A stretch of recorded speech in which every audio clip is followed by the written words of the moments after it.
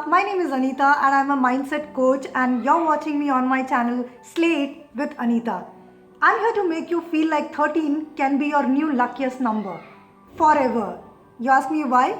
Well, because smart goals move on. Here I am today sharing 13 steps using which you really can drastically increase your chances of achieving any dream that you have. Let's face it, we are all chasing after something. We all want something better for ourselves, right? So here I am giving an NLP perspective on how can I have a well-formed outcome, or how can you have a well-formed outcome so that you really go ahead and achieve it.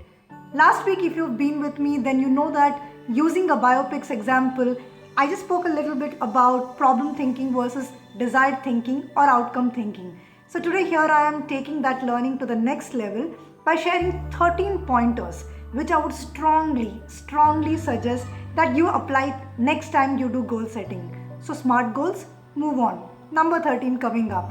So how I'm going to go about doing it is I'm going to refer Sue Knight's book NLP at Work 3rd edition and share these perspectives. So whenever you want something, how do you really go about it? I'm going to use sports as an analogy to explain this fact, right? You with me? You ready to have 13 as your lucky new number? Well, here we start. So the first thing that you can do whenever you're setting out an outcome for yourself is that it has to be stated in the positive, okay? For example, think about it. Whenever there's a sports person and let's say you hear them in interviews or you read about them, you never see them saying something like, okay, I don't want to end up in the semi-finals in Asian Open, or I don't want to be out in the quarterfinals in the French Open, right? You always say them saying things like, I'm gunning for the next, whatever big tournament is coming up, or I'm practicing hard, or I'm gonna win that gold medal at the Olympics. So always go after what you want rather than what you don't want. I've spoken a little bit about it in the last video as well. So that's the first thing to remember. Please state whatever it is that you want in the positive. After all, it's difficult to go after something that you don't want, right? So what do you really want? Second point, it has to be expressed in the present tense. Now think about it. Even when you since we are using sports as an analogy, you'll never say something like, okay, 5 years down the line, I'm going to try for this championship, right? It's almost like it's happening in the present tense. I'm training hard to run this marathon, or I'm working hard towards the upcoming Asian championships.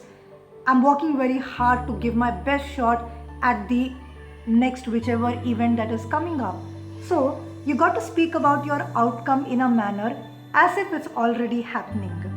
Thirdly, express in all the senses. Like, how do you see yourself when you're achieving that outcome? What do you hear? What do you say? What do you feel? The whole works. In fact, you know what? When you look at sports people's interviews, so many times they say things like, I could feel myself touching that cup or the trophy, or I could see myself holding that medal, right? So similarly, just visualize yourself with all your senses, not just with your eyes, but with all your senses, on how will it be when you're achieving that outcome. Whether it's the next promotion that you want, or whether it's the next marathon that you're running, or even whether it's the next immediate sales meeting that you're going. Make sure that you see yourself victorious or see yourself in that desired state using all your senses, right? That's the third point. Fourth point is it is self-maintained, which means I don't think the sports person ever goes like, okay, if I don't get this opponent, I stand a chance to win the championship, right? It doesn't really matter. Whereas the person says, I'm going to study this opponent so hard that it doesn't matter whether he or she comes, I'm going to have a game plan in place to go ahead and achieve that outcome. So make sure that the goal or the outcome is written in a way or expressed in a way where it's centered around you and not what is centered on the other person or the external environment. That's the point number 4. The fifth one is it has to be a win-win. Well, yes, when sports people win, a lot of other people win. Coaches win, sponsors win, like there's so many, the country wins, the country gains representation and popularity. So is it a win-win? The parents who would have probably worked so hard to make it happen, they feel joyous and victorious about it. So whatever is the outcome that you have set out for yourself, is it a win-win? That's the point number 5. Point number 6 is, it is an end result and not just a step en route. Well, this is an important one, because when you even hear sports people talking about, let's say their outcomes, they don't say things like, or they don't stop at saying things like, I train 10 hours a day. It's rather, I train 10 hours a day to win that championship. So the bigger goal, remember last week we had actually spoken about going on a diet versus wanting to opt for a healthy lifestyle. It's something like that. Always have the larger picture or the end result in mind, rather than say a step which is en route to it. So this is point number 6. So since we are halfway there, let me give you a very quick recap on how can you do goal setting the NLP way, the short way. First one is state it in the positive. Second, express it in the present sense. Third one, expressing it using all your senses. The fourth point is that it is self-maintained. Fifth point is that it is a win-win. Sixth point is that it is an end result and not just a step en route. I hope you're there with me so far, right? So let's continue. Seventh one, it has a higher purpose. You will see that when a sports person gives it his all, he will always have a larger objective in mind. Like, I want to make my school proud, I want to make my parents proud, I want to make my country proud, I want to see the Indian flag, or I want to see my country's flag on that medal tally. So there is always a higher purpose. I want to be a role model of, no matter what my beginnings have been, I can actually make it happen.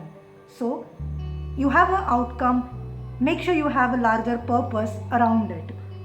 Point number 8. It fits who you are. Okay, so for example, if your outcome is something which involves a lot of consistent disciplined work, a lot of travel, so then if you're a person who's not okay with all of that, then frankly the outcome may not suit who you are, right? So let whatever it is that you choose as an outcome fit with whoever you are. After all, only when we stay completely congruent to ourselves, we are completely operating mind, body and spirit towards something, are the chances of success that much higher. So let the outcome fit with who you are. Point number 9. It satisfies the payoff that you get from the present state.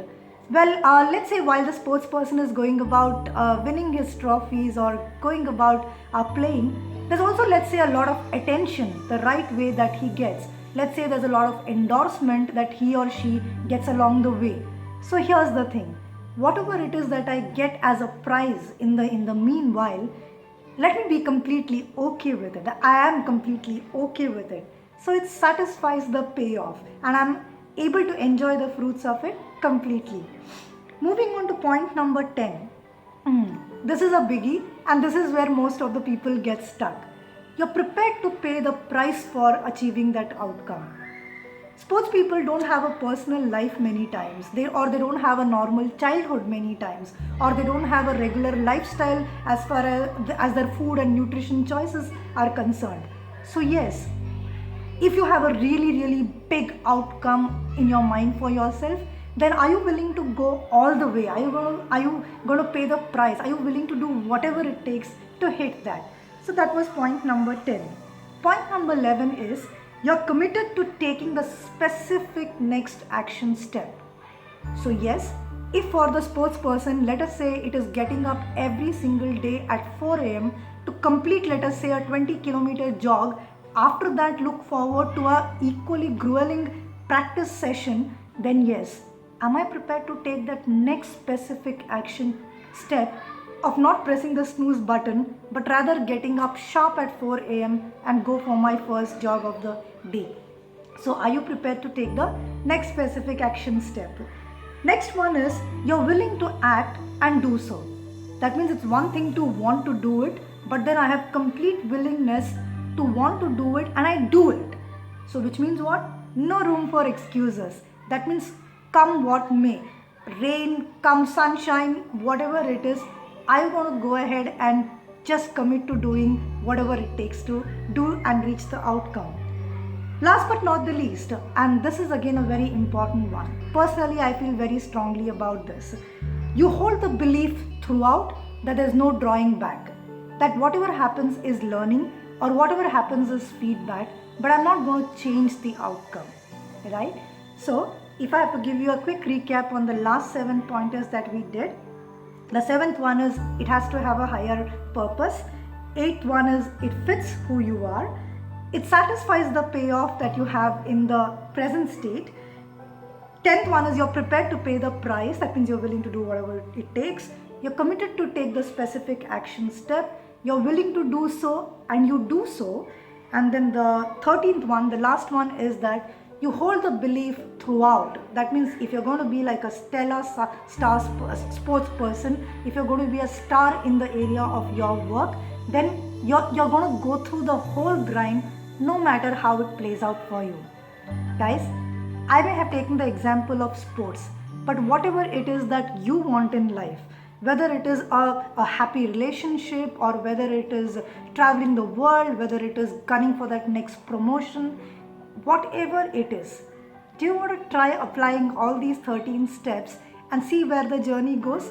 Because I have done that for sure, and I have even used this well-formed outcome method using 13 steps in NLP to make it happen, and it bears very, very awesome results for my coaching clients as well. So if you want to know how to do that and you want to talk to me more, then do make sure you DM me on my Insta handle or touch base with me on my LinkedIn page or my Facebook page. Before I forget, my team gets very upset that I don't say this in my videos. So here you go. In case you haven't subscribed to my channel so far, please go ahead, subscribe to Slate with Anita. I'll see you around. You go ahead and do your well-formed outcome. Look for the slide which has got the summary of all pointers, or watch the video again. But go. What are you waiting for? I'll see you next week. Ta-da. Bye.